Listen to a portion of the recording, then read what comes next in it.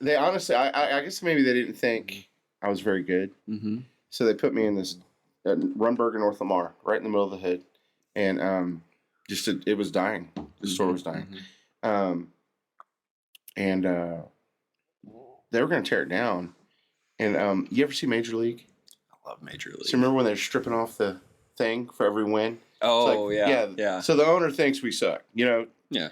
Yeah. And so anyway, to motivate them, they were doing that. So I had that talk. I go, guys, you're going to need to look for another job. And they're like, why? They think we suck. We're not making any money.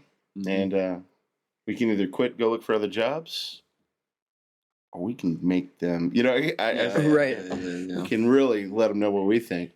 And for like 2.5, 3 years straight, we were 20% up in sales. Wow, that's awesome. And it all started with a concept. I go. If you're with me, stay. If you're not, leave. Two of them left. Yeah. Okay. I said, cool. I go, those that are with me, I give you all permission to be nice to people. And that's what they did. They go, what do you mean? I go, y'all are rude. I need you to go out of your way to be nice to people. Everybody we serve, even the people you work with. And it caught like a virus. And that's awesome. The atmosphere changed overnight. Yeah. And the whole premise for me was love never fails. Okay. Yeah. So that was my vision for the whole thing. So I was like, let's just try it. Let's see.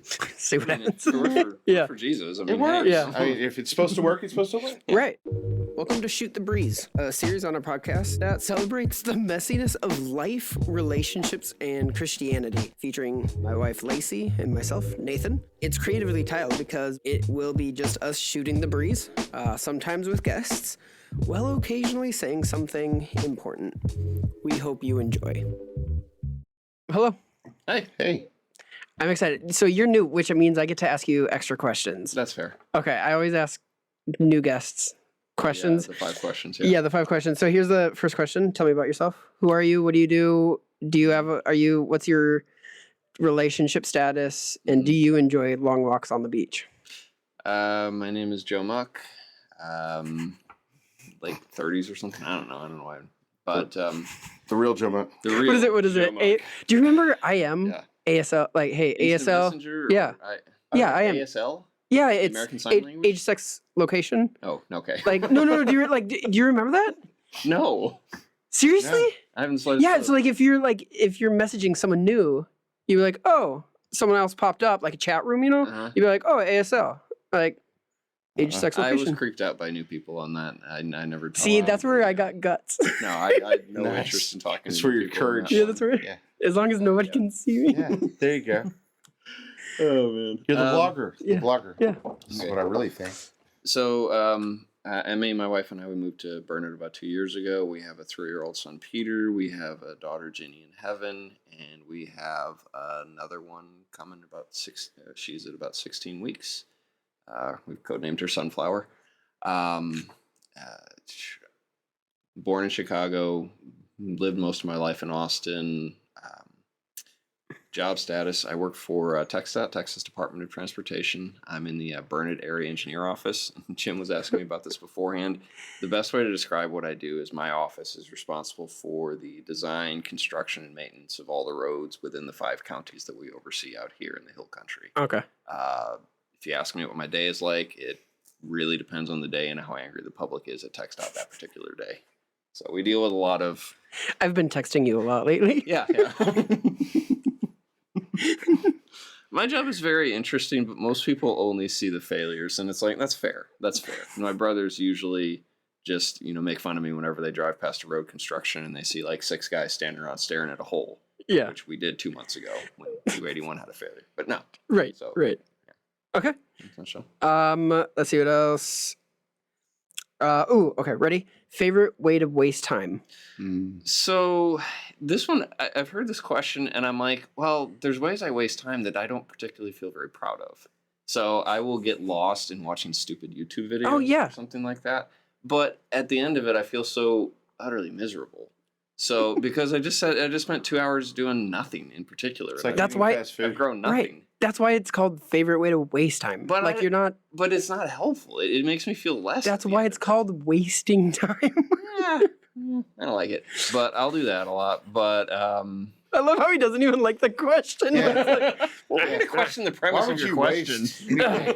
Well, I'd waste plenty of time, but You just don't I'm enjoy defensive. I'm going to walk out now. It. Yeah.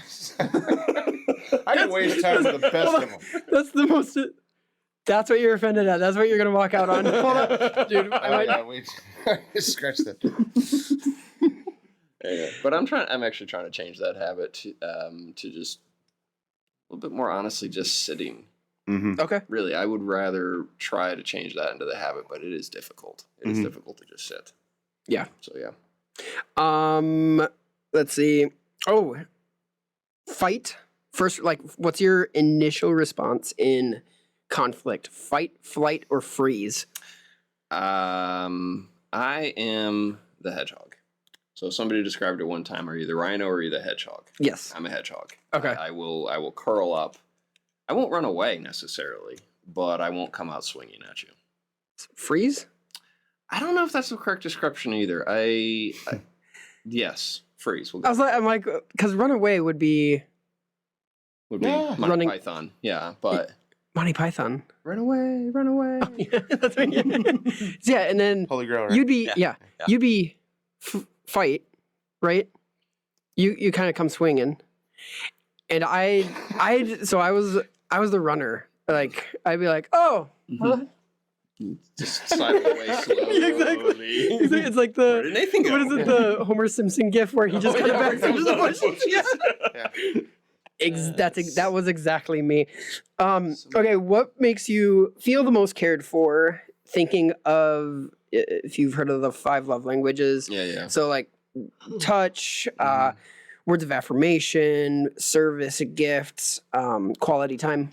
I mean, as I've heard it described, it changes according to seasons of life, honestly. Sure. I'm actually, with Emmy, I'm very good at giving gifts to her, but her love language is affirming words. It's like, okay. Oh, crap, this is really bad mismatch. Because it's difficult for me. But I love touch for her specifically. So it wouldn't work for Jim or anything like that to touch you? I mean, if he started rubbing the nape of my neck or something like that, I mean, I'd have to play that one by Like ear. It can't be arranged. Okay, How long so are we gonna be here? Never mind. I realized this is gonna be harder than I thought. That's great. I'll behave. How did you not see this coming? You know what? I think the best sometimes, and then I go into a situation and go, "Oh no, I am sorely unprepared." Oh. This is why you get the questions beforehand. Yeah. So okay, physical touch right now is where you're at. Okay. Yep. What have you been in the past, and like what situation were you in? I've loved when somebody has done something for me. Not necessarily gift giving, but acts of service. If I remember, that's one of them. Yeah. Right? Yeah. Acts of service. Somebody cared for me. But Emmy has been very good at caring for me Okay. in that way, and so I have not felt that need, that lack. I've always looked at the Sure. love languages. Everybody needs all of them to some extent. Sure. And honestly, Yeah. I think the one you feel most loved by is the one that you might be deficient in for some reason, or for some reason.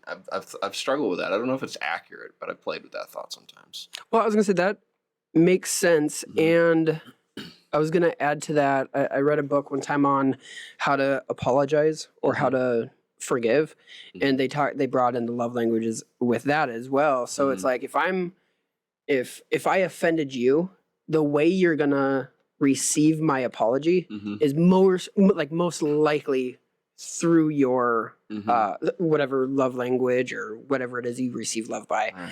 And it's funny because like I've been, like you were saying, testing this out. Yeah. And I'll do that with the girls, and it's 100% true. No.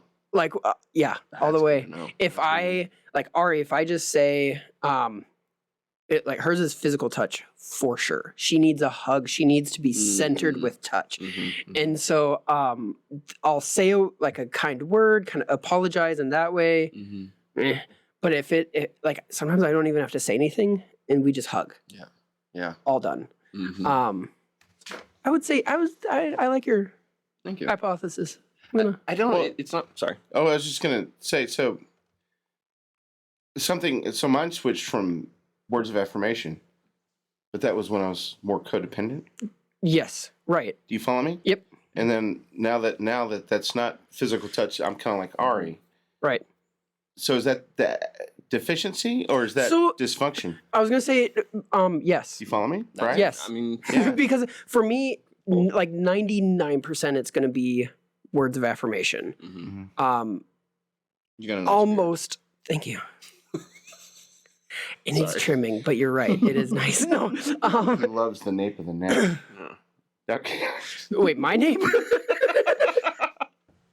No. So it's that like mine is like default is words of affirmation, but then like sometimes it's like I'll be going through something and Lacey will just hug me, or even like a friend. Like I'll just have I've had like other guys, especially great example. One guy I was struggling with the disease, and like he just gave me this bear hug, not like crazy, like I'm a junior hire and he's lifting me off the ground, but like it was just this solid, almost like a dad hug, you know. And I'm like, oh, yes, you know, like, and so I think it's yes, if there's areas where, like you were saying, codependency issues like that, I'm sure you'll lean.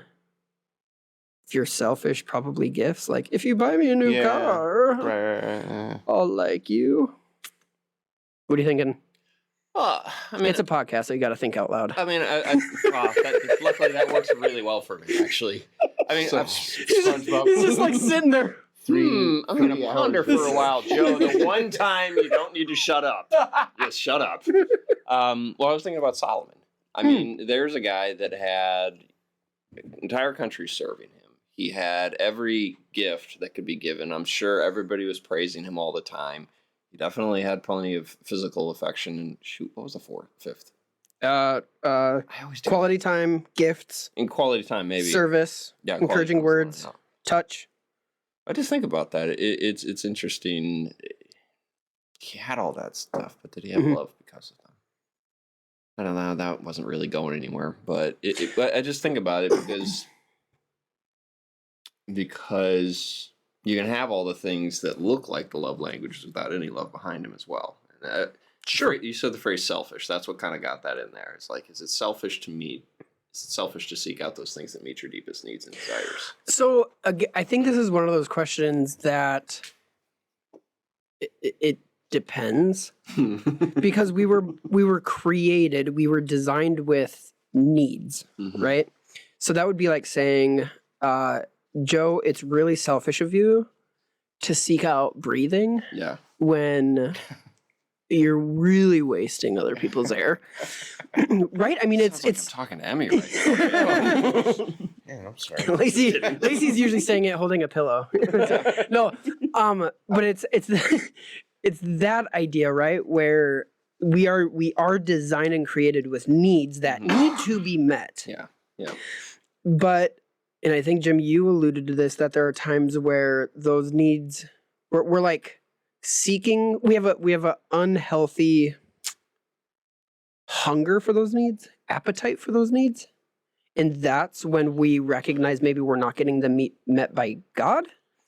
I don't like, right? Because I mean, there's something where God does meet our needs through people, definitely community. But if you're operating in dysfunction or a false identity, then it doesn't. You're never satisfied.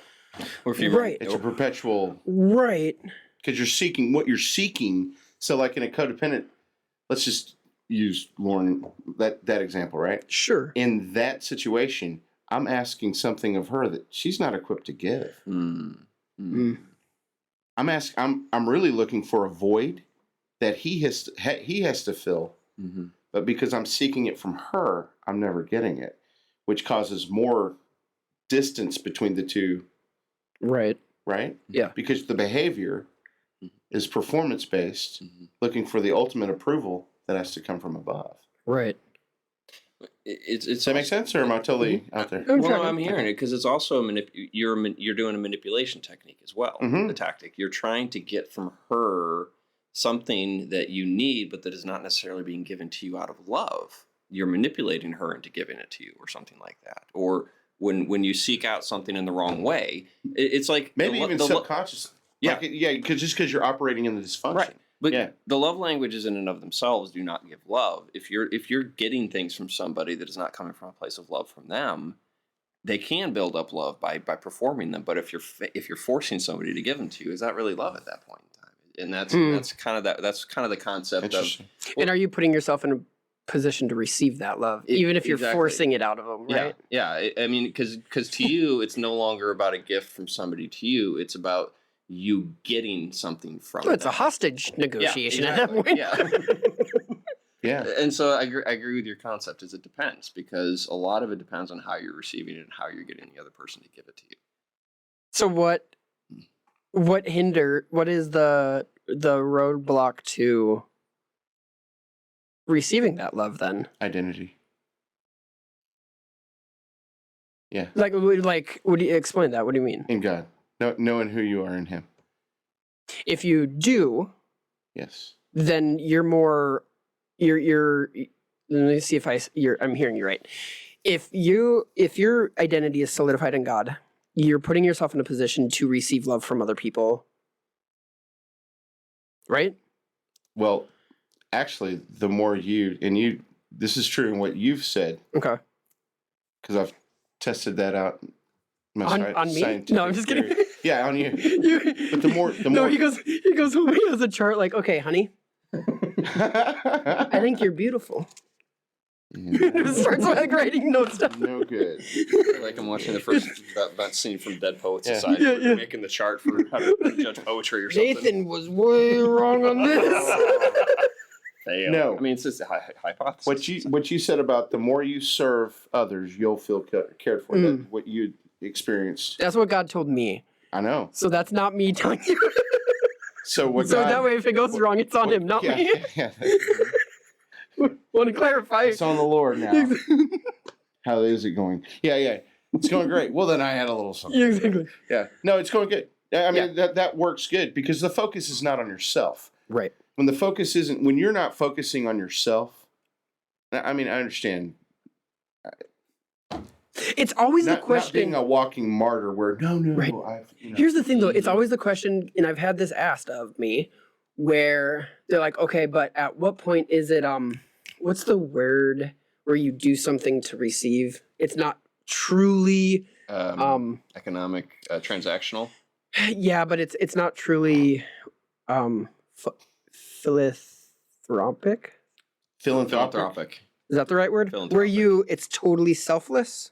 Yeah, charitable, selfless, philanthropic. And I guess the question that was posed to me, and I'm going to ask you guys so that I don't have to answer it, is knowing I have a need for love. And God said, if I care for others, I'll be cared for. Mm-hmm. Is that selfish? Or it's obedient. Hear me out though. Mm-hmm. When certain Christians say you have to be completely selfless.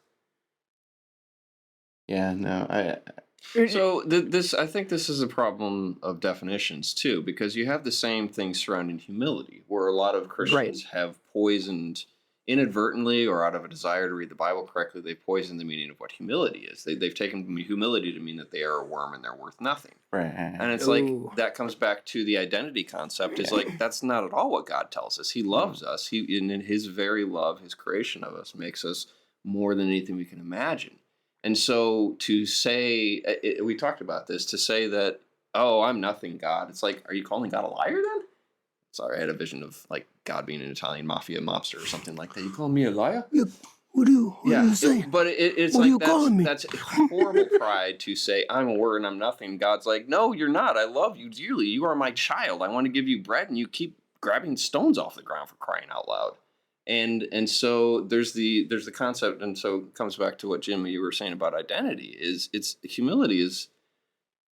I know we're not talking about humility right now, but it's the concept of we poison the meaning of humility, and it's like, no, it just means what you need and who you are in your proper place with God. And it's the same concept here in terms of meeting needs, and it's like, I mean, dang it, I always run out. Well, so here's what I just kind of simplifying going back to the identity thing. I've taken the steps of, okay, so if I am this, if I am who you say I am, then what would I think somebody who is like that, what are their motives? How do they operate? Where do they go to? What is the source, right? And through prayer, and favorite way to waste time for me now is to just be quiet and breathe. Anytime, especially if it's like you've got a 30-minute nothing going on. Yeah. Don't go to anything. Just sit there and be there, right? I gotta tell a story. So I served in Thailand for a year after college, and I had horrible culture shock. It was really bad for a while. I served in a village by myself. It was actually horribly stupid of me to do that. And it comes back to this concept: was it the right thing? Was it the wrong thing? I don't know. It's what God told me to do. And if I broke, then maybe He had a reason for that. Blah blah blah. The why question, things like that. But still, I came back from that realizing there's a reason Jesus sent His people out 2 by 2. He didn't send them out on their own. Right. But the point being is I was sitting on a balcony one time in the village I was working in, and we had just finished an English camp. We had finished all sorts of stuff, and I was exhausted. And I was staring at chickens for a half hour. I was so rejuvenated. Sounds awesome. I walked away from that feeling so refreshed because my brain never shuts up. I don't know if yours is the same way. Nathan, if yours mine, I can shut my brain up so fast. I have more of a difficulty turning it on. Seriously? Oh, 100%. Like it depends on I can be like, oh, okay, that's an interesting thing. Yeah, let's talk about that. Other than that, I'm like, yeah. Well, and somebody will walk up to me and ask me, "What are you thinking?" And I will usually be able to tell them 3 different things. And that's not me saying, hey, look at me, I can think of 3 different things at one time. It's like, no, that's like you trying to play 3 different sports at the same time. It's not helpful. It's exhausting. And it doesn't mean that I'm good at one thing or the other. It just means that there's a lot of chaos going on up there. And so this idea of wanting to sit, I would love to be able to waste time that way because it's just like, oh, that sounds so restful. So you're talking about sitting and sleeping or breathing. Or, if sleep happens, that's great.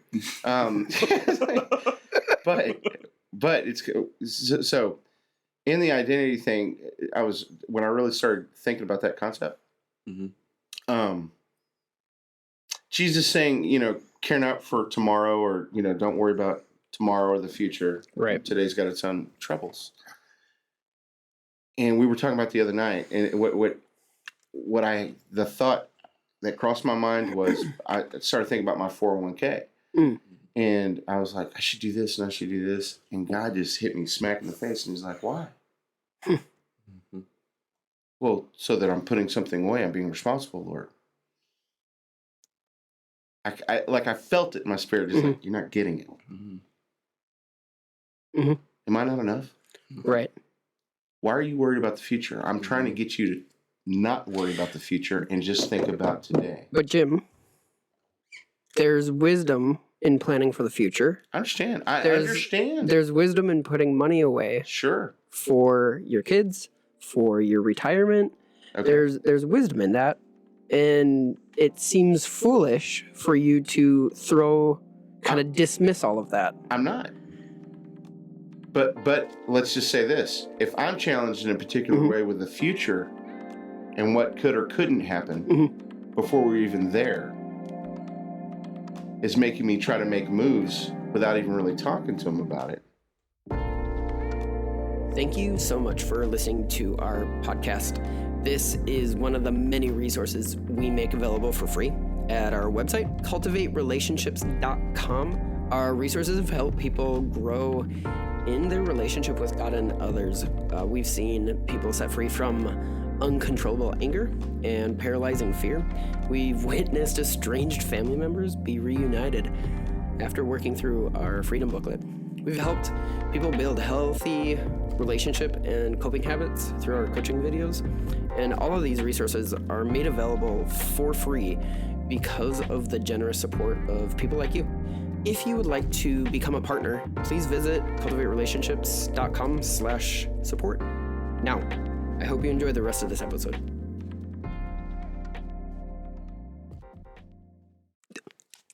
That's the key. Right. That's the key, right? Like Then, it's so frustrating. then wisdom or no wisdom, I'm not going to the person that's given me the funds in the first place. Right. Right. The best wisdom is whatever God's telling you to do. Yeah. Right. Now there's natural wisdom. And natural wisdom doesn't really require a lot of faith. Oh, no. Right? I mean, it's kind of a default, oh, okay, this is just a smart thing to do. Don't walk in front of traffic. Yeah. No, I'm not even going to go down that trend. Never mind. Anyways. Yes, I thought about that. I'm like, nope, don't do it. Bring it back. I have derailed. Okay, so I want to go back to, I think what you said is you had said that people believe that they're a worm, that they're unworthy. Where does that, there's theologies based upon that belief. Where does that come from? Like I get, my daddy beat me when I was a kid, so I don't feel like I'm important or worth anything. No, I'm talking about theologies based on people are worms, they are unworthy. God in his sovereignty has bestowed salvation upon them. So you're saying where in the Bible are these theologies based on the concept? And well, sometimes there's an idea, I think, on some theologies. Okay, so a lot of people are convinced that they can argue people into the kingdom of heaven. And apologetics has its place. Absolutely, it's necessary and it's good. But a lot of the conversations about why aren't people coming to Christ is not necessarily mental. It's more heart issues. What's actually going on? What's keeping you from daddies? And so sometimes I question, do theologies really come from somebody reading the Bible, or does theology come from somebody's heart issue and they then throw that into the Bible or throw the Bible around it and cloak in some language?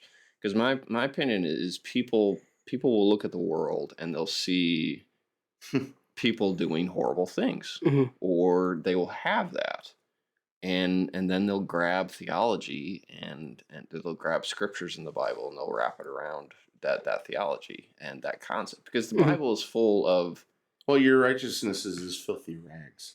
I mean, it's not a position of hope by any means, or grace. But again, it's your dirty, rotten sinner.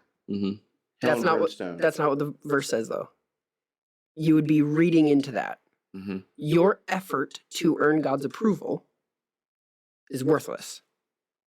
Now, the conclusion is, or what people have concluded is, that's because I'm a worm.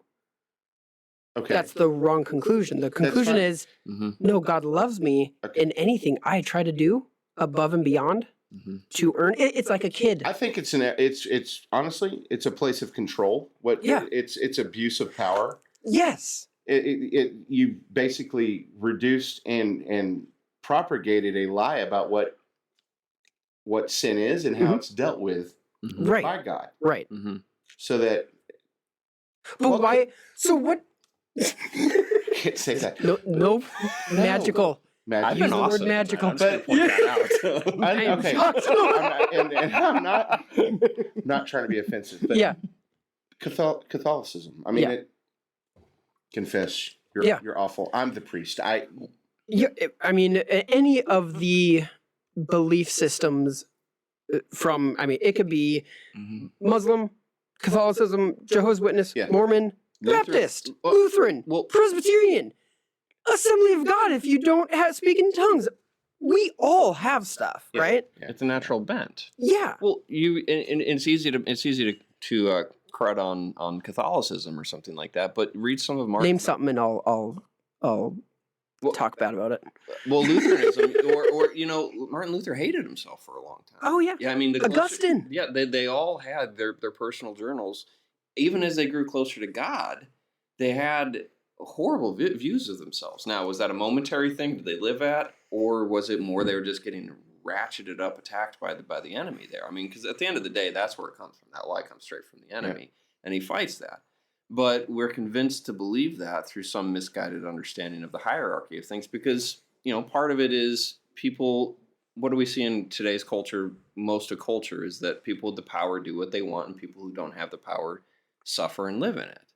People who are abused sometimes tend to start believing that they're worthy of that abuse, that they deserve that abuse, they've earned that abuse to some extent. Not always, but it is there. And so you you got to wonder, do people just reflect what they believe life is into the theologies that come from there? But that can be, yeah. And a product of that is that whole belief system of what you have to do to be blessed. Now you can position yourself. There's guides to position yourself. God gives you steps. What's a good example? Hebrews 11:6. Okay. It's impossible to please God without faith. Yes. Yeah. Right. Yeah. And those that seek Him must know that He exists. Yeah. Right. And He's a rewarder of those who diligently seek Him. Mm-hmm. So right there, He says, if you do this, this, and this, you'll please Me. Right. Right. But okay. So does that mean I get more love from Him? But I guess what I'm saying is in that with the whole "you're a sinner, you're a worm" concept, when that's not taught correctly, when your whole perception of who God is and what He thinks of you is wrong, then what does that verse mean to you? It's the same thing of looking at life through a lens. If you've believed something in the past that jaded you so much to the point that, like you said, you feel like you've almost deserved the way life is going for you, right? So then your perception of God and all about it is going to be coming through that lens, and you might believe that He's good, but not really. Like experientially, right? No. Oh, yeah, exactly. Yeah. When the whole time it's the way you're looking at it, right? You're you're asking the wrong question, right? Does that make sense? Yeah. Yeah. I have I have so many directions I want to. I perceive y'all to be more intelligent than me, so that's why I was asking. No. But if I'm coming off a little smarter than I mean, I need Lauren here to tell me. It's not a simple 1-2 answer. I think is what it comes down to. There's all sorts of reasons, but why do whole systems of theology develop? If it's simply some emotional, like, oh, woe is me, then you would think at some point during the systematization of theology that somebody would say, wait, this is not supported by this scripture or this scripture or this scripture, and they're there. But I don't think the failure, the blind spot for that particular theology is unique to that particular theology. Every theology has a blind spot to some extent, which is why you got to be careful when you're trying to reach God only by your brain, because the theology is trying to describe the infinite wonder of God using words. You can't do that. So the other side of this, you can't only do that. Right. The other side of this discussion is right. The brain side is the Pharisees, right? I know with my brain, I know cognitively about God. James says even the demons believe and shudder. So I guess the other side of the conversation, or the other side of this coin, or the tension side, what brings tension to this conversation is, but so it's all experience then. The Mormon, as long as you have a burning in your bosom, so what? I guess what's the tension there? And how do you find a healthy balance between the study of in the Bible and I think we're talking about with experiencing God, having that experiential knowledge. Don't break your stuff. Good? I'm a pro. Talking to me? You want to go? Having an experiential knowledge versus that cognitive knowledge. What is that tension? What is that balance? How do we find that? Is it something once we achieve, we've achieved it? Or how do you nurture it? Well, throwing a lot of questions out at you. My immediate thought goes to how we intend to interact with our spouses. Is that it's both and it's different times, different places in our life, depending on what they need, what we need. I mean, you can have a file on your wife, or your husband for that matter. I think they're called dossiers. Dossier, thank you. Yeah. Thank you. I appreciate that. You can have a dossier, a dossier. Okay. You can have a dossier on your spouse and read everything about them and know everything about them. and have absolutely no relationship with them. Mm. On the other hand, if all you have are a bunch of experiences with them, but you can't remember their first name, that's also not a healthy relationship there. And so, to a certain extent, I mean, it's both. I mean, but you have to have those experiences, those walks with them. But at the same time, the sign of a deepening relationship is more knowledge, more knowing of the other person there. Mhm. I guess it might be an order thing. It's like if you think that by learning all this stuff about them, that's going to build your relationship. It may or may not, but it seems to me the more healthy way to learn about somebody is to be experienced with them, to walk with them, to step with them every day and learn about them from your observation of them, from them telling you what's important to them, from how they talk, how they laugh, or anything like that. So we don't need a dossier. Well, we do to a certain extent. A dossier is just a technical way of writing down what you know about somebody. So you have it in your brain or have something there. You need to know those things about somebody. Okay. It's just, do you need to systematize it in a file-like structure or something like that? Right. So you need a dossier. See, you're trying to. I feel like you're trying to put me in a box right here. So, No, we're ultimately skirting around the question of. do we need? I'm heavily leaning on the side of the description of our podcast being messy for these questions right here. Okay. I'm not making any conclusions yet. I might. We'll see. Because you brought up a good point. Is yes, a dossier gives you information about someone. But do you need a dossier to have a relationship with someone? No. I'll put it in Christianese. Do you need the Bible to know God? No. No, but he gave it to us for a reason. Everyone? I mean, what we've seen since the Bible is, I mean, he's obviously made it very powerful. He's obviously, what's the word I'm looking for? It is obviously important for him that it is propagated out into the world. Sure. No, absolutely. And yeah. And so I'm not saying that. I'm not going to devil's advocate that one. Right. Yeah. And so I'm not, and feel free to tap me when you go. I feel like I've monopolized the conversation here. Baby. He got it now. Jim's like, no, you run with this. It's like a kitten. No, you're doing good. You're doing good. Here, I'll rub your neck. Just keep talking. Dirty man. You start purring. Start doing it. I'm My sorry. It's my spirit animal. Yeah. Because Here, I'll. you can have a relationship with a dossier, but if you've known somebody for 50 years and you don't know anything about them, do you really care about them? It's kind of like the old faith and works argument. Again and again, it comes back to is yes, you can have faith without you don't have to do works to prove faith, or you can do works and not have any faith. But if you have faith and you don't have any works, do you really have faith? And the same thing, if you have experience without any knowledge of that person, well, what was happening in those experiences? Was it real? Well, what good is the knowledge unless you put it to work? Yeah. Right? So, like, to me, going back to the original question, faith is scary. It requires risk. That's the definition of faith. You give up all control and you're totally vulnerable. Right. That's why you have the theologies that you have, and the what you call why does disorder pop in my head? But disorder in the pulpit. Disorder, like, are you talking about like denominationally? How there's so many denominations. Yeah, that's what's kind of popping to mind when you talk about Presbyterian, Lutheran, whatever. Sure. And all of them have their different ideas of you can do this, but you can't do this. Right.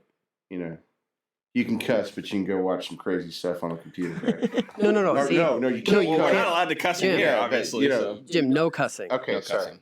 But you know what I mean. Yeah, Right. Yeah, it's like, oh, that's okay. That's not okay? I don't understand. Yeah. So, but then the problem becomes, is this where we go to meet God? And God has these rules that don't really make any sense at all. And I don't see it anywhere in his book. Right. Right? So that messes up your relationship. Especially if you don't understand that it's a man that's in charge of that organization. or church. You know what I mean? Like, so Yeah. So you don't. I'm not saying abuse is necessarily intentional. No. I'm saying, do you think, using plain language? So do you think we don't need Sunday morning service where we come together and worship at a church I absolutely building? think we do. Okay. Yeah.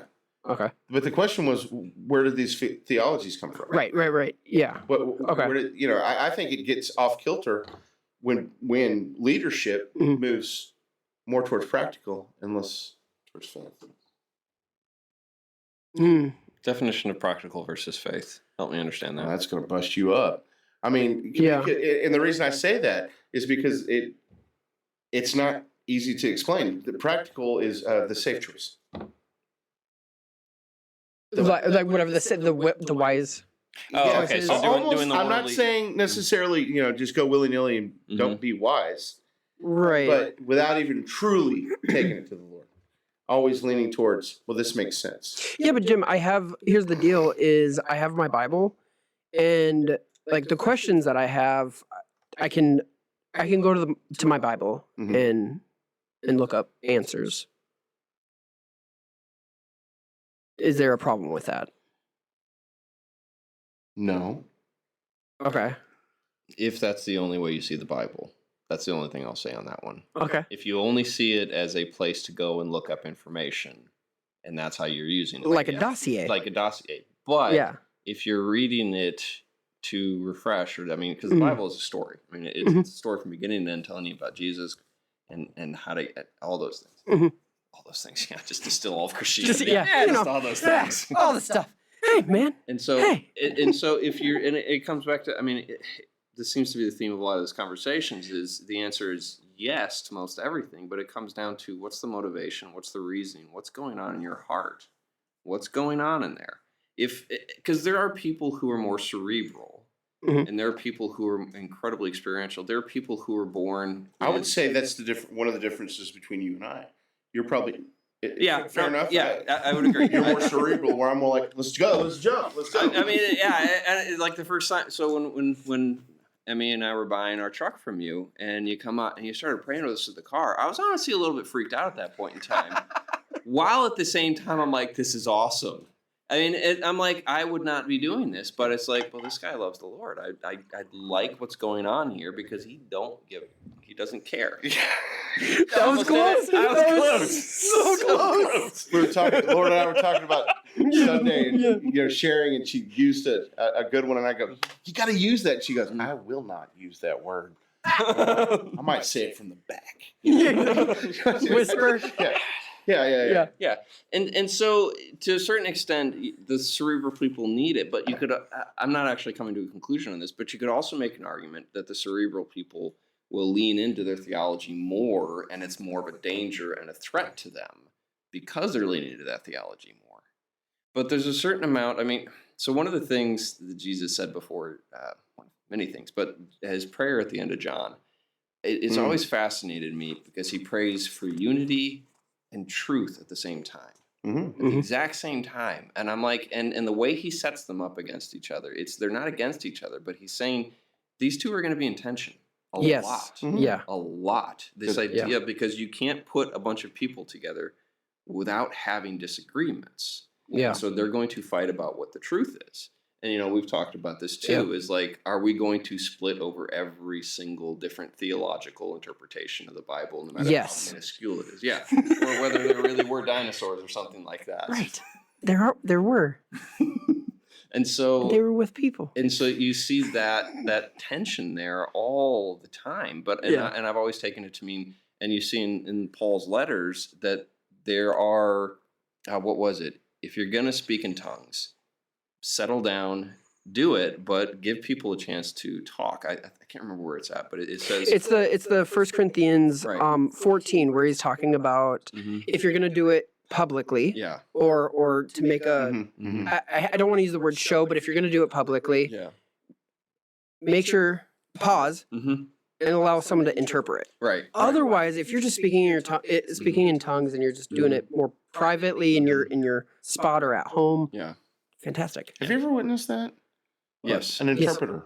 Yeah. So it was So a fantastic story because it kind of freaked myself out, and then I realized what was happening, and I was like, yes, okay. Okay. So we were in Ireland, and middle of a service, my friend John, he was the pastor, and he's very, very reformed, very like straight laced, cognitive. You know that the like what you're saying, and so in the middle of the service, like it's a great worship service, someone just gets up and just goes off in tongues. And so I'm sitting there. This is back like Nate still trying to figure out like if raising your hands in church is okay, you know. So I'm just like, yeah. Anyone else seeing this? Anyone? And so then my friend John, he stands up. He starts.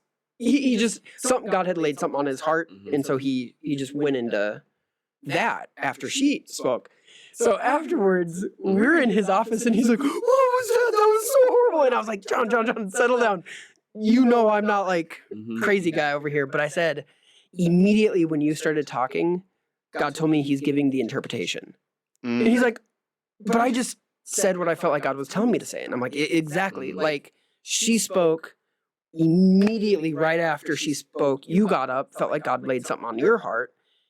And I said, dude, like from my perspective and what God was telling me, probably knowing we would be having this conversation. That's wild. Settle down. I think it worked out how it was supposed to. Yeah. Was it messy? 100%. Yeah. Was there risk involved? Absolutely. But honestly, I would rather live that way Yes. than always terrified, freaking out. Is this going to be wrong? Is someone going to be unsaved because of this? Okay, and that's not. But you said it, and I think that's what can happen when if a good balance. I mean, you know, Right. Yeah. I probably need to be more cerebral. You know, before I'm doing better. I'm maturing, but it used to be really bad. Yeah, let's try that. Oh, that didn't work out. But you'll think your way into just standing still, Yes. right? Yes. So you That's just staying. stay. I like that Lewis scene. Yeah, I'm gonna steal that. steal it. Go. Copywritten, okay. cultivate You're relationships. Oh, one of my biggest struggles at work is decision paralysis. Yeah. Because you see so many different sides of it, or you have an emotional response to something, and you're like, I don't know what to do. And I can just almost hear Kathy, my boss, in the other room saying, "Would you just make a decision to move on with life?" You know what? Yeah. Write down. It's okay to fail. It's Yeah. recording. Yeah. Okay. Good. Did we get that? We're both Are we good? video and audio Oh recording. no, we forgot to turn it No, on. it just. Dude, don't. Start over. It's happened. Guys, go back to the beginning? Yeah, no. Whew, Yeah, you get that's- to the end and you're like, oh, that was really good. We lost all of it. But it's because of fear of failure. It's Yeah. like, what if this goes wrong? And you just almost hear God chuckling.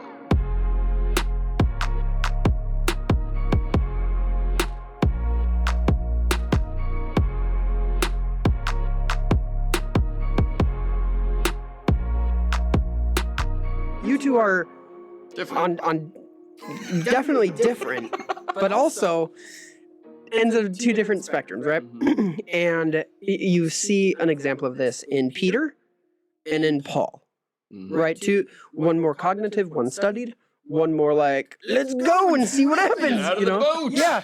So you have these two guys, right? You have these two guys who ministered how they ministered, right? And it would be an atrocity. It would be demeaning to say, Paul to say to Peter, you need to be more like me. And for Peter to say to Paul, you need to be more like me. Right.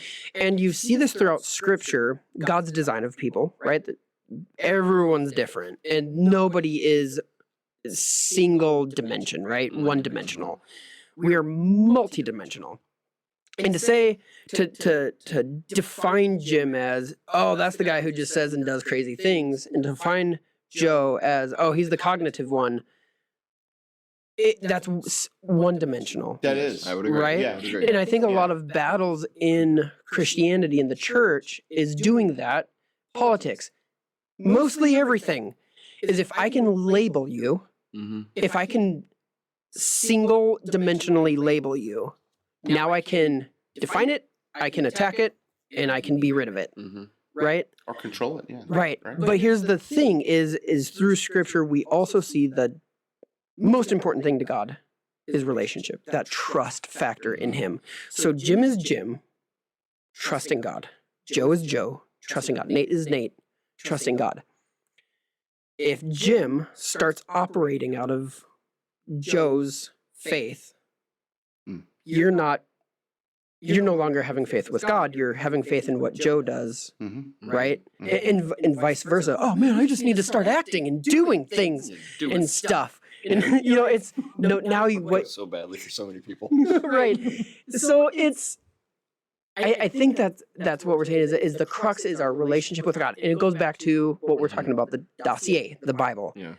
If I read the Bible as a book that I can get answers from, or, I got to study more because that is what pleases God and that's how I draw close to God. Now you're using the Bible as the means to relationship rather than same thing with the church. Well, this church preaches the Bible. This church preaches love. This church preaches topically. Well, now I'm basing my faith in God on the church I attend rather than my relationship with God. What is he asking me to do? There's been times in our marriage, mine and Lacey, where we know God has called us to a church we got nothing out of. It was simply a submission issue. Yeah. Now, it worked out fantastically. We met some of our best friends there. Like things worked out, but it was first and foremost a submission issue. Do I trust him? The worship's horrible. The teaching, we horribly disagree with. Yeah. I would get in fights with pastor, not in public, but like in private. Him and I would banter back and forth. But God had put us there. Yeah. Right? Like you see this throughout scripture, but the verse that I'm thinking of that I usually go back to is the Romans 14:23, 14:24. It's the one where he says, anything not done in faith is a sin. Yeah. Right? And if we define sin that way, I'm not doing what God has asked of me. Bottom line, period. Yep. Right? It changes my view of judging you then, because what if what you do is a sin to me, but it's not to you? Right. And that's straight out of Romans is, well, you don't know what's going to be sinful for this person, what's not going to be sinful for this person. You don't know what they're struggling with internally. This bothers me. Well, it shouldn't bother you. But if you force me to take on your viewpoint and definition, you're going to force me to step out into a faith that's not mine yet. Well, and they're just like there's different love languages. There's different ways that people. That's why we're so different. I mean, people are so different. And the way we exercise our faith is different. And the purpose behind that, I mean, that's what's so cool about the 12 disciples, right? They're all different. They could serve. So with there being so many different people, I might be able to minister to somebody that you could try to talk to all day long. Nowhere. Yeah, absolutely. Whereas I can just talk to him in 5 minutes, and he's like, "Okay, somebody sees me. Somebody knows where I'm at, where I am." Right. I don't know what my point was, but no. Well, so okay. Oh, go ahead. Well, I both agree with you, and then the flaw I've always seen in that circular line of reasoning, though, is okay. So the idea is that we're all different, so that we can reach different people. That's just a circular argument then. It's like, why did God bother making all these different people? Because then you'd have to make different people to minister to different people.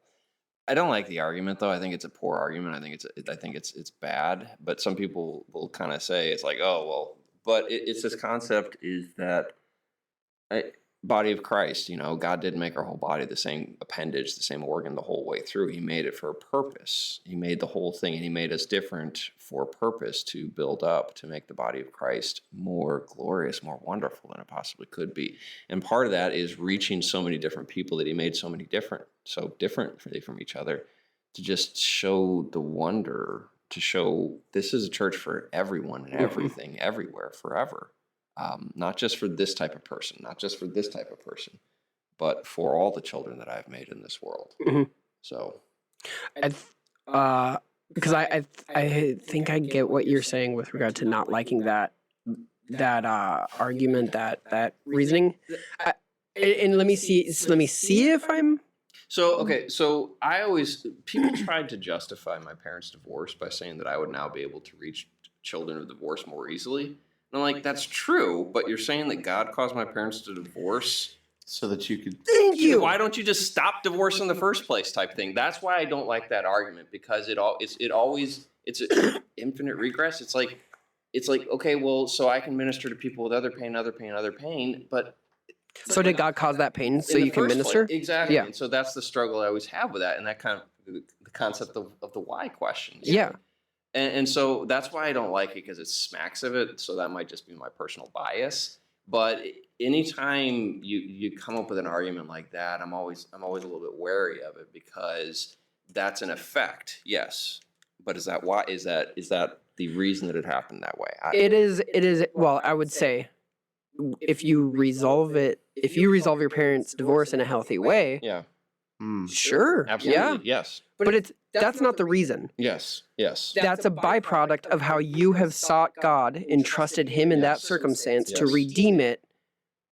Then you can now minister. Exactly. That's not the reason. Because if I'm just a child of divorce and I'm bitter about it, I'm the last person that needs to be ministering to people that are children of divorce or anything like that. Right. Right. Because I haven't dealt with it. I'm just going to, project or whatever. Yeah. Oh, I don't have you pointed at me. I'm sorry. You looked like you kept trying to speak. I apologize. No. I'm just trying to think through this, because it's one of the things that I have hated Mm-hmm. about whenever I'm I got to think of a healthy word here. Well, I'm Upset. freaking out over here. Go. No, when I'm upset I'll about tell you in a minute. having cystic fibrosis, Yeah.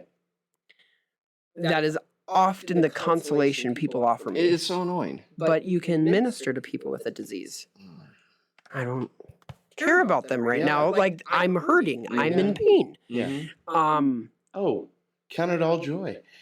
Right? Yeah. You know, I'm sorry. But, I'm going to show you some joy in the parking lot. It's like Job's wife and Job's friends. It's like same time. It's like, thanks, but Here's what's funny. Hold on. Here's what's funny is think about like all of his family members and everything, and his wife. The only one God doesn't allow to be killed is the one who is the most contentious. yeah, the wife. It is interesting. Well, the other Fun fact there. Well, the other Fun interesting fact. thing about that, friends, is we always judge them, but it's interesting. The very first thing it says is they sat with him in complete silence for 7 days before they started speaking. And I'm like, They should have waited longer. I know, but it's like Yeah, still, for I real. would not have the patience to Please, sit with my don't friend in the help morning me. for 7 Yeah, days. right. Right. Yeah, it's just fascinating because it's like they got a bad rap, but at the same time, it's like they did their best for a while and they just broke and just destroyed their friend. I had other questions, and I'm trying to think of what they were because you guys keep bringing up things that I was like. So when he brought up the divorced parents and about ministering to divorced children, Mhm. in a weird space, I went back to when, and this is something I've recently resolved, right? Mm-hmm. Went back to when they divorced and how I felt. Yeah. And how much of a heart I have for reconciliation, Yes. right? Yeah. Mm-hmm. Yeah. To the point of even being very stubborn in any possibility of me getting divorced, right? Yeah. It's almost as if, and so God makes us so different, right? It's almost as if when I was confronted with it in my life, in marriage, I put my foot down and said, no, that's not going down this way. Mm-hmm. Mm-hmm. You know what I mean? Yeah. That was my way of almost trying to reverse what happened. Mm. You know what I mean? Mm-hmm. Mm-hmm. So weird. I've never thought about this until just now. So maybe we shouldn't talk about it. You know, You always it's do been this, for a Jim. little while. Yeah. No, but yeah. Hey, let's stand up and go. Wait, one more thought. No. See, there's the difference in the cerebral. He would have come. It would have taken a month, and then we talk about it. Me, I'm just gonna spit it out there and go. What do y'all think? I'm in trouble with my wife already. Let me go home. I'm sorry. I didn't mean a month. You know what I mean. I know. I'm sorry. Yeah. I live with somebody. Okay. That's For those of you listening, they're starting to Yes. rub each other's necks. That's really good. That's how I'm a verbal processor, and Lauren is not. She is very deliberate, And so I'm used to that. Yeah. She's very knowledge, or we got to get it all together before we even announce it as how we feel or think. Oh God, that would drive me crazy. You know what I mean? Yeah. But I'm like, is that wrong? No, hold on. That's a good thing, guys. Yeah. To have all of your ducks in a row before you talk to someone. It depends on Really? who you're talking to. No, because if I'm gonna win the argument, I need to make sure I have all of. I have no. I'm being. Go right away. No, here's the thing, guys. Like Lacey's verbal processor, and until I realized it is literally how she thinks, Yeah. I would be offended at her. Mm-hmm. I would either be offended. I would feel pressure to do the things that she is. I mean, in our ministry, brainstorming. Sometimes she'll just start thinking, and in my mind, I'm creating a list of, oh, okay, she's telling me I have to do that and create that resource. Oh goodness. Okay, I'm gonna go play with traffic later on. Like that is how It's the second time that's come up. Have you noticed that? Yeah. Well, him jumping in front of traffic at God's will. No, I didn't say that. though. I knew what you were thinking when you said that. But I didn't say it, Joe, because remember, I think through the words I use. I don't. At work, I do. Yeah. Okay, so I remember what the question was that I was thinking of. Great point, by the way, Jim. If you want to know more about Jim's point, you should listen to his story that is point? online. You were You did make talking. a point. Yeah, you did. I did good. Yeah. Yeah. All right. That's why I'm giving you a fist bump. Thanks, Come on, brother. here we go. No, you That's a great left. point. Here's the thing. You made a point about standing up in your marriage. Yeah.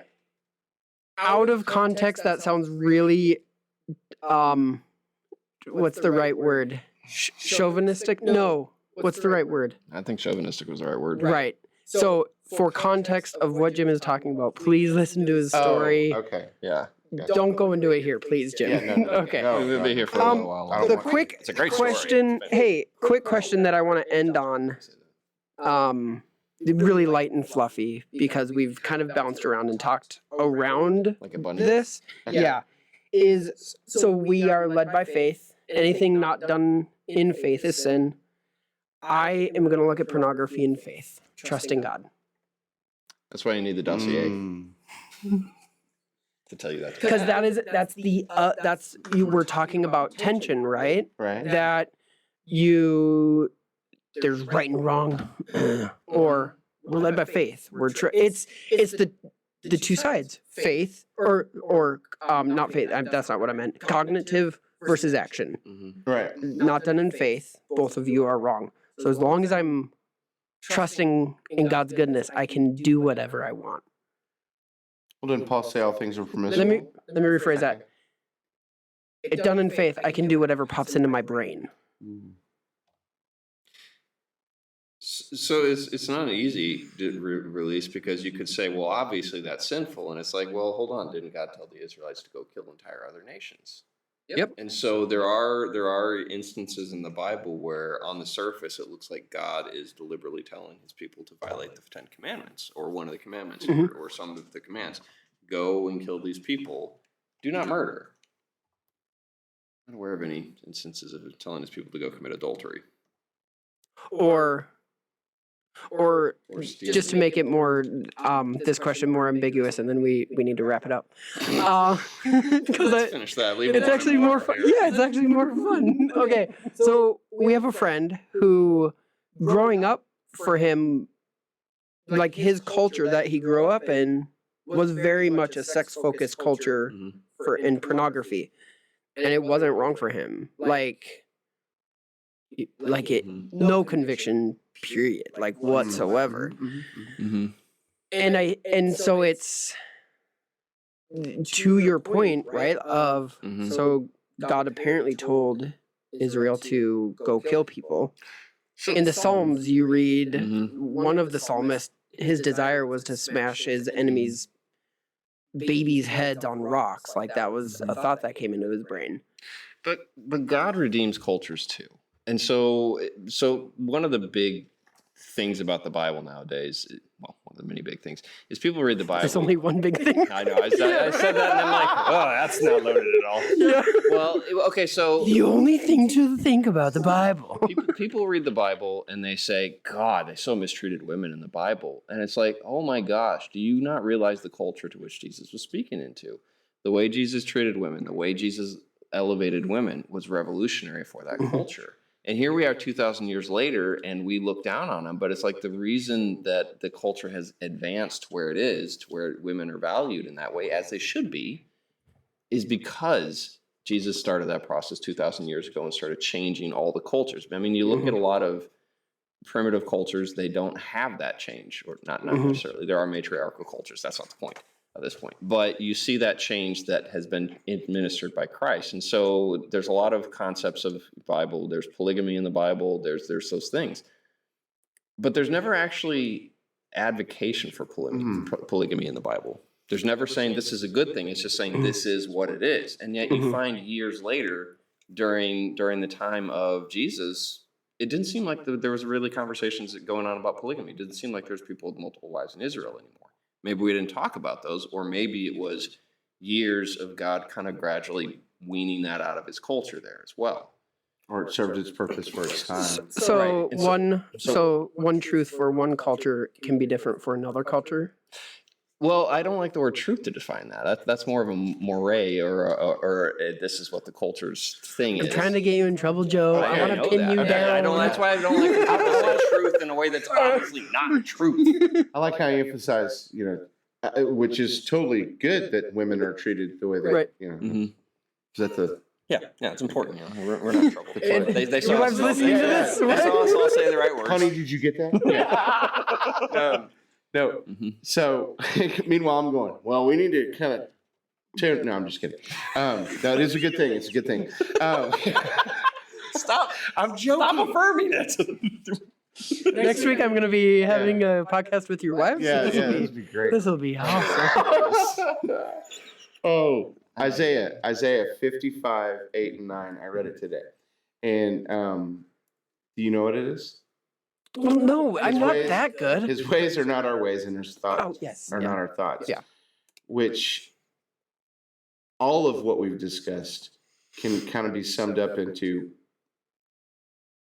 we look at from the frame of our standards, what we understand of God's character standard. You know what I'm saying?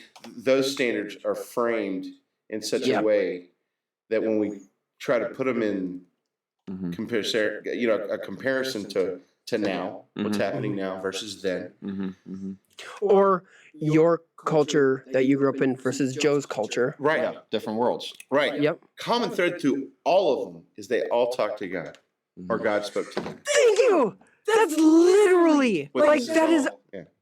well, not just this podcast, not just our conversation. Okay. I feel like that is the thread of my own personal life. Is it and it's the thread of Scripture. It's the thread of everyone's lives of talking to God, having that relationship. What is He telling you to do? What is He saying about your situation? What's His thoughts on what's happening right now? Yeah. What are His thoughts about what's going on in your family versus going on in your family? Yeah. And can you transplant one from another? No, you can't. You have to listen to God right now. Right. Yes. Even my own life 10 years ago versus now. Yeah. God is speaking to me differently. He's telling me to do different things. I like that conclusion. That's good. That's a good conclusion. All right. No, Hey, we did good. you know what? Go team effort. Here's the deal. I don't care what your wife say about you. You guys are great. Okay? I don't care what my What wife the- says. It's funny. I'd be like, yeah, tell me. Wait. I don't want to know. Wait, so what does she say about me? No. I'll let that Oh, be. What doesn't she say about you? All right. I'm scared. Goodbye.